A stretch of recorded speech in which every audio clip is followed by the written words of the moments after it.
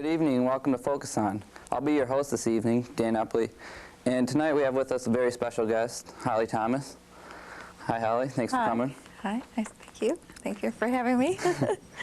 She's the president of the Port Huron Town Hall Board, and with the Town Hall Lecture Series coming up, could you explain what that is to us? Sure.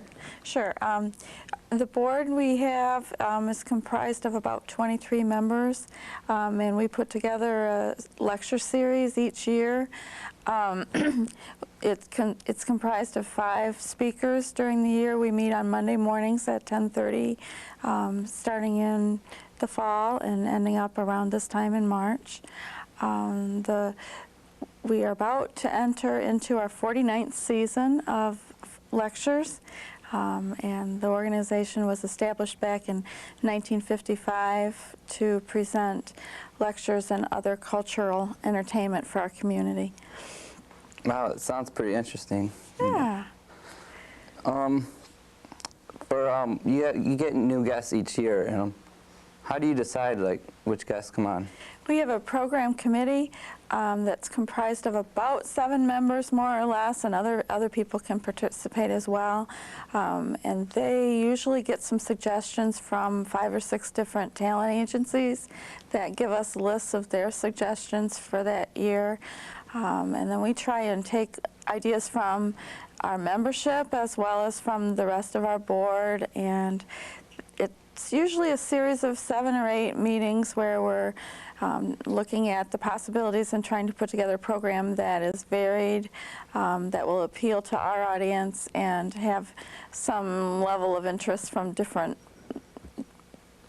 parts of the community. Yeah, it gets the people of the community, give them what they want, kind of. Yeah. That's cool. In the past years, who have been some of the guests? Well, we've had 48 seasons of guests, so we have a really long list. So far, we've had 243 different programs featured. Some of those people have come more than once. We've had a few people who have come more than once, but some of the names that you would recognize are Barbara Bush was here a couple years ago. We've had President Gerald Ford, Betty Ford, Bobby Kennedy Jr., Henry Kissinger, James Lovell, the astronaut, Larry King, Richard Simmons, and then we kind of get into the Hollywood list. We've had Tony Randall, Vicki Lawrence, Lauren Bacall, Debbie Reynolds, Rita Moreno, Phyllis Diller, Henry Winkler. So we've got a really long list of people that have been here with us, and makes our audience feel like they're important when they have a list of people they've heard speak to them too. So that's neat. Yeah, it's a nice wide variety you got there. Are there any past performers that stick out in your mind though, that you had favorites or? Well, we've had a number of people that I have thought have been really good. A few years back we had a woman named Lorna Kelly, and she actually had done work with Mother Teresa, and her job was working with auction house, and she was very, very interesting. She came with a little suitcase and said she didn't need a limousine, but she was very interesting. Another person that I thought was really good was a pianist called Victoria Solanina, and she had escaped from the Soviet Union through a bathroom window after a concert. And she had a very touching and dramatic story, and was also a great piano player. So those are a couple that I really enjoyed. Yeah, some pretty unique guests. Okay, quick recap of last year's guests. Okay, last year we had, in the fall, we had Florence Henderson scheduled to come. She wasn't able to make it because her husband was really ill. So instead we had June Lockhart come, and you might know June as the mother on Lassie or on Lost in Space reruns on the Nickelodeon channel. Then in November we had a guy named Bob Farmer, who's a spokesperson for the Farmer's Almanac, and he came and talked about the Farmer's Almanac, and his program was very humorous. It was more like a series of down-home country stories that he told, and we enjoyed having him in November. Then in December, we had the Chenille Sisters, who are a trio of singers. They sing in the same kind of way as maybe the Andrews Sisters, and they were very good and very funny and personable, and I think our audience really enjoyed them.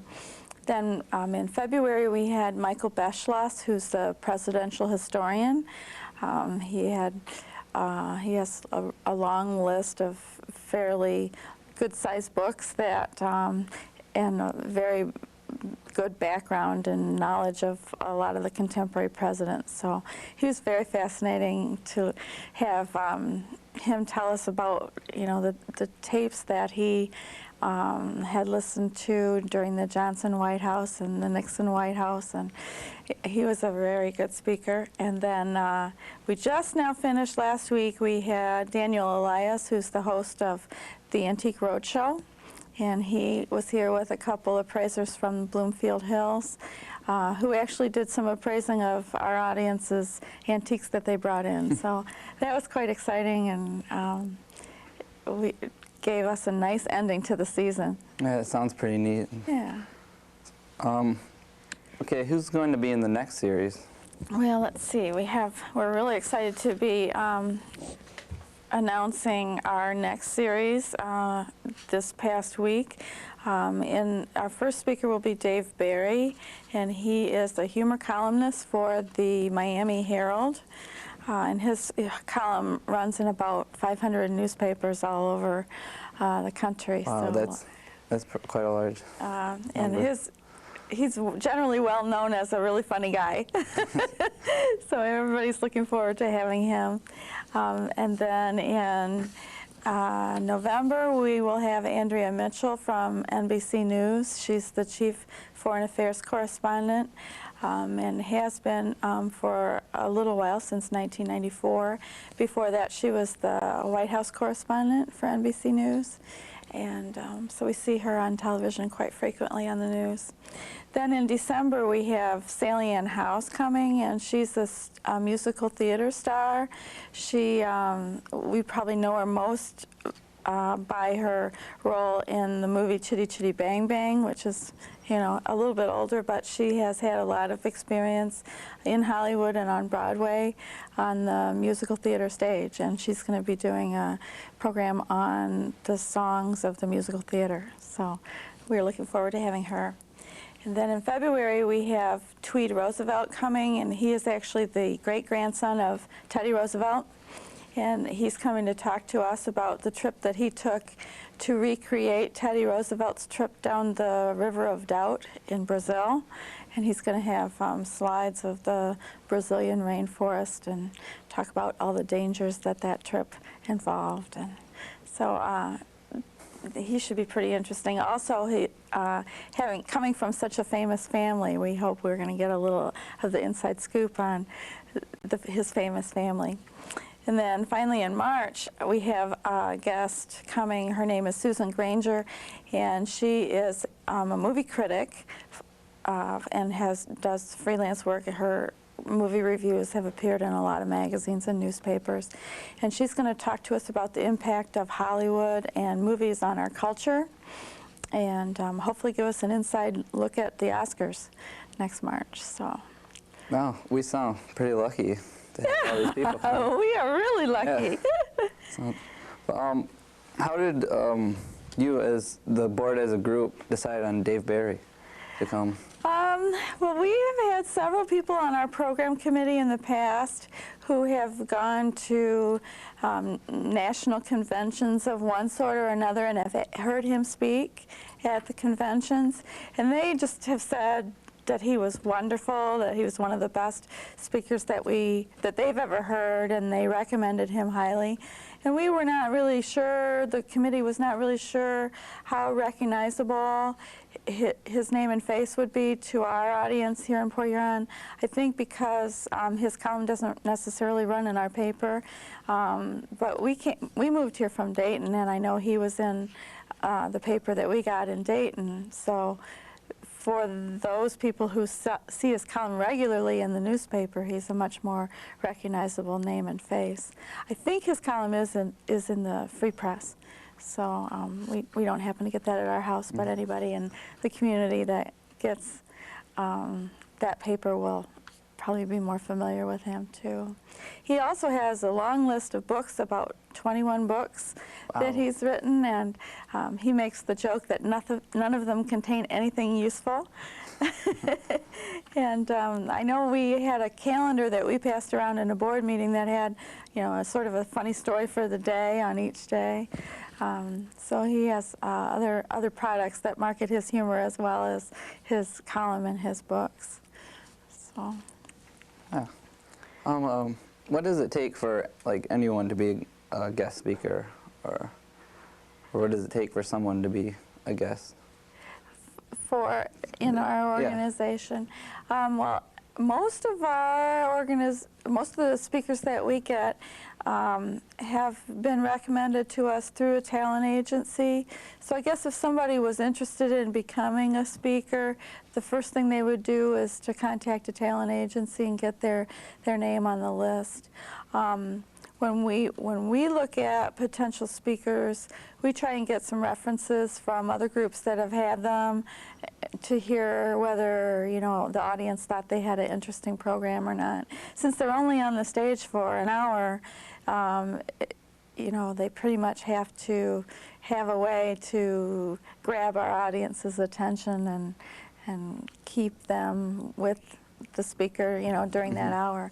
We also have a luncheon series that follows the performances, and there's about 225 luncheon tickets available. And during the luncheon in particular, people have an opportunity to ask questions of the speaker. And so that's kind of interesting because you get a more personal side of the speaker frequently during the luncheon question and answer period. Did I answer your question about what it takes to be a speaker? Is that what you're thinking? Yeah. Yeah. Okay, finally, how can someone become a part of the audience? Okay. The tickets are sold in a series of 5, and they can be purchased through the McMorran box office. And also the luncheon series can be added along with the season tickets if somebody wants to do the luncheon as well. But all those tickets are available through the McMorran box office. Okay, thank you. Good. Thank you very much for having me. Yeah. That's going to end this edition of Focus On. I'm Dan Epley for Channel 6. Have a good night.